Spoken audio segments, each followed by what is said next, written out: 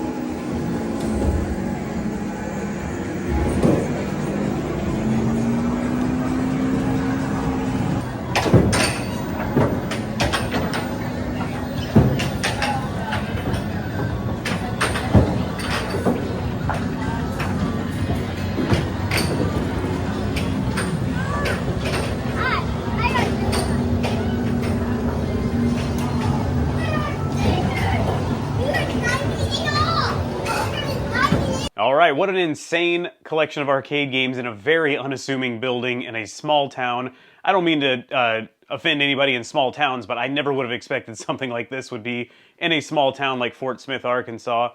So I was on a road trip going to Northwest Arkansas. I go to Bentonville quite a bit to go mountain biking. It's a great place to go if you're into mountain biking, and I was on my way there. I didn't quite make it the whole way, or I didn't want to drive the whole way because I didn't really have anywhere to stay in Bentonville at the time.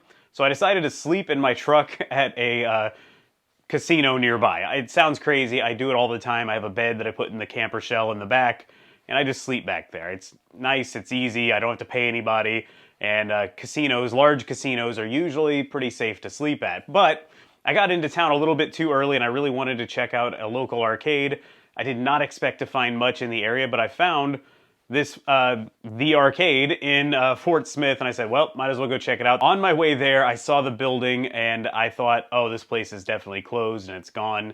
But good thing I kept investigating, because it looks like they kind of took over the tire department in a Walmart, which, whatever, doesn't matter to me. Put games in it, it worked. They had a cool little area in the front right when you walk in. I did not record any of that because, for one, I didn't ask them if I could record there, and there were people there. I just, wanted to kind of sneakily go in there and get this video, but they do sell some retro game stuff there. They had DVDs for sale. They had a pretty cool little area of just like cool stuff to look at and buy. Then we walk into the arcade, and that's where I'm going to start my walkthrough now. So yeah, here's the outside of the building. You just kind of sneak your way. It feels like you're sneaking around in there. I don't know, you go in that door, you pay $10, I think it was, to play as much as you want. They have a great pinball selection.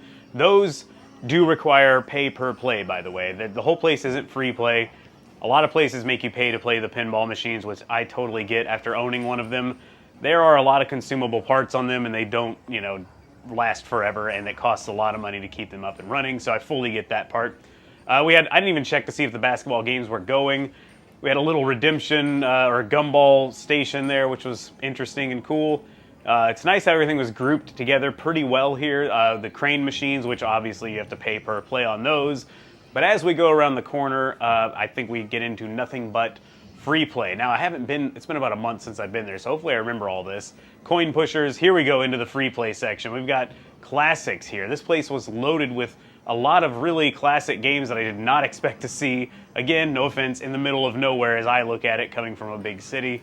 But these games were crazy to see just at an arcade here like this. Look at this Fighters Row. Mortal Kombat 1, 2, 3, Ultimate 3. It was down, unfortunately. Mortal Kombat 4, WrestleMania, Killer Instinct 1 and 2. And you could bet I put some CAGs on that Killer Instinct machine. Street Fighter Alpha 3, Tekken Tag, Virtua Fighter 2, or regular, sorry. Tekken Tag, I think I already said that. Tekken 2, Tekken 4, Street Fighter. I'm going too fast. You guys can read them as quickly as I can. Check out this Rush the Rock machine, by the way. It was very unique to me. I haven't seen a black seat on a Rush. I've never seen black plastic. And from what I could tell, it was not painted black. It was just black. It is a dedicated Rush cabinet. It had a weird error message on there I've never seen before either. The game worked pretty well, so that was cool to see. The monitor was beautiful on it.